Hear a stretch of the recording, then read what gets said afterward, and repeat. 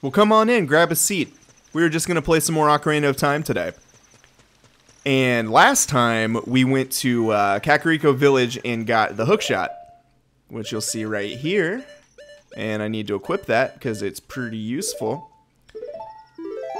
And now, we're going back to Kokiri Forest because I talked to Saria on the Ocarina, and she said she needs some help. She's in the Forest Temple because spirits are appearing. Or, yeah, I think she said spirits. I don't know.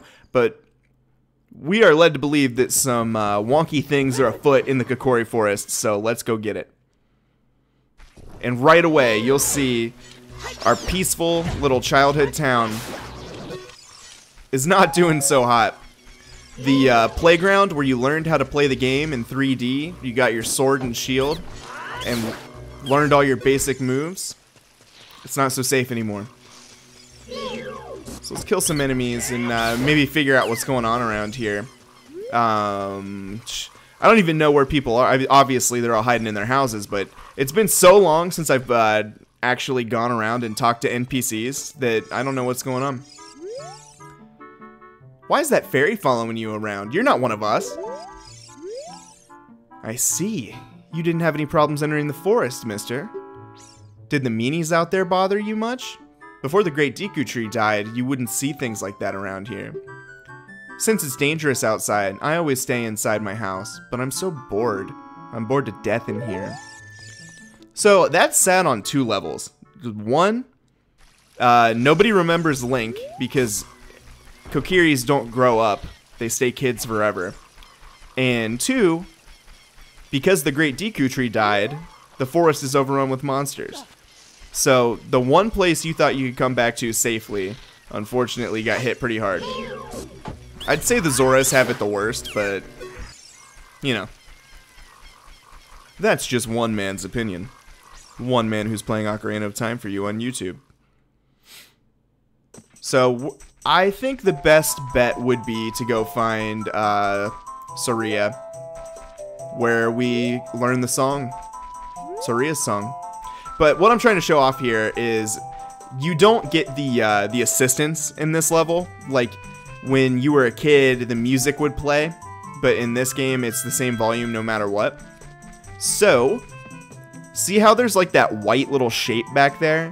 That is going to take me back to the entrance. So if you don't remember which way you need to go, a general rule of thumb, because there's some alternate routes, but see how it's just black? I'll keep going through it and I don't have to worry about it.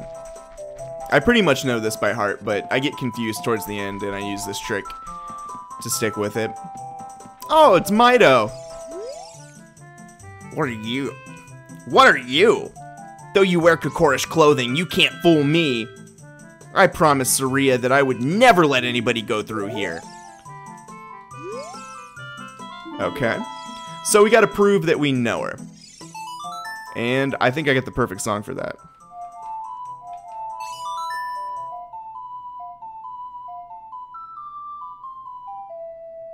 That's a jam right there. That melody! Saria plays that song all the time. Do you know Saria? That song. Saria taught that song only to her friends. Okay, I trust you. When I see you, I don't know why, but I remember him. Oh, he misses you. I forgive you for being such an asshole. It's okay. Oh, not the right way. We'll go straight. I think we do hang another right here. Is this the end? I don't remember. Doesn't look like it, actually. And now we hang that right. Yeah, we did it. Sacred Forest Meadow time.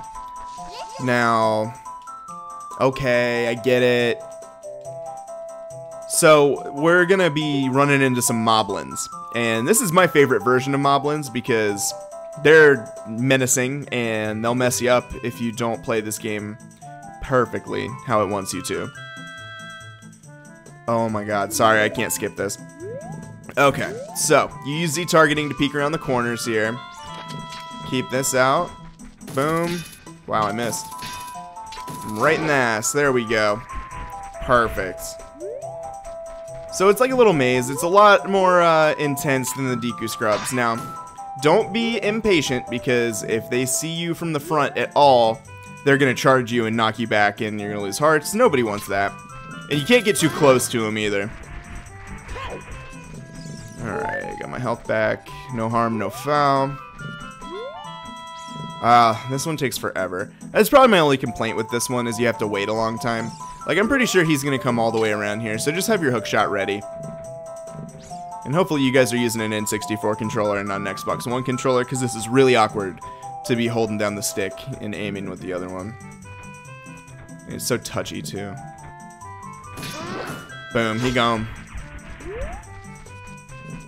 I don't know if, like, if this is how they want you to kill them, but it's really, in my opinion, the most effective way to do it. Oh, he's gonna come for me. I think I can make it. Yep, I'm running for it. Sweet, we made it. Made it to another... Oh! Okay. I thought he was gonna put it where I was. There we go, there we go. There we go. I promise you I meant to pull a bomb out there. Whoop. Whoop. Whoop. Bitch ass bitch. I'll leave it be. I don't even need it. My wallet's full. I feel like I should have upgraded that by now. It's been so long since I played, I didn't really remember where I was at in this file. Oh.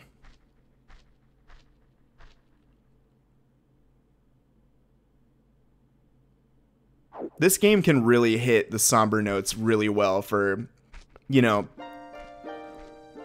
how early of a 3D game it is.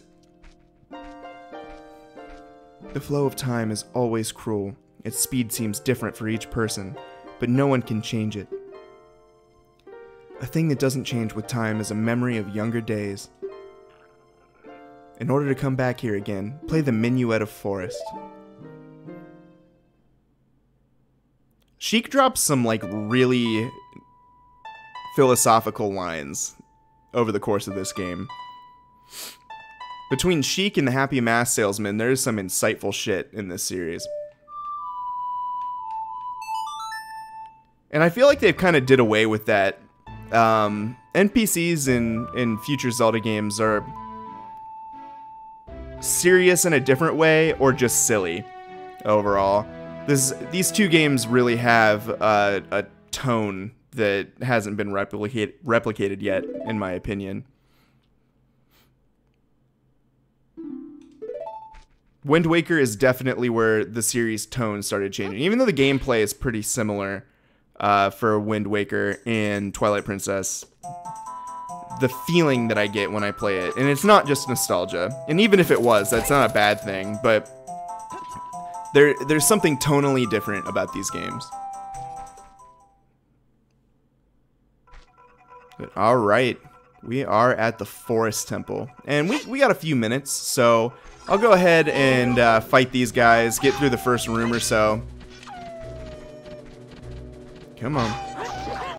So one thing that I'm kind of out of it today, but you really have to be patient for Ocarina of Time's combat, and it kind of takes a while to get used to it again. I don't think it's necessarily a bad thing. I think specifically with these wolf enemies, you do have to wait a little bit too long before you get your next hit in. But I wish they would have expanded on Ocarina's combat in a slightly different way, and use that, like, the way you trade blows. There's like a nice flow to it, but if they could have made it a little bit more complex instead of simpler, I think that would be cool.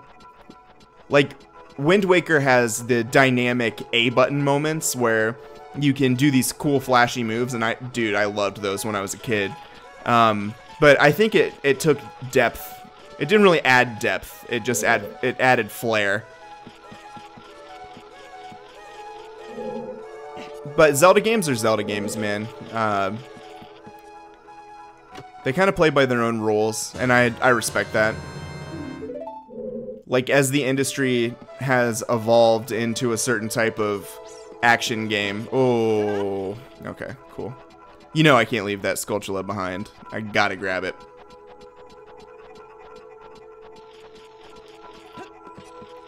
Alright, let's roll. Sorry, buddy. Hey, at least they don't take 2 hits anymore. Alright, just drop on down. Oh, he said a bad word. Oh. Alright, best part about the hook shot. Don't have to wait for them to turn around ever again. The bow's even better. Alright, what do we got going on here?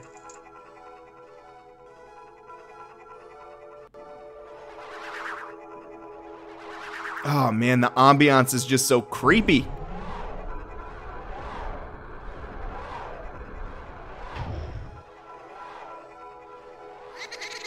You can't beat it. Alright, well. Hey y'all, it's about that time.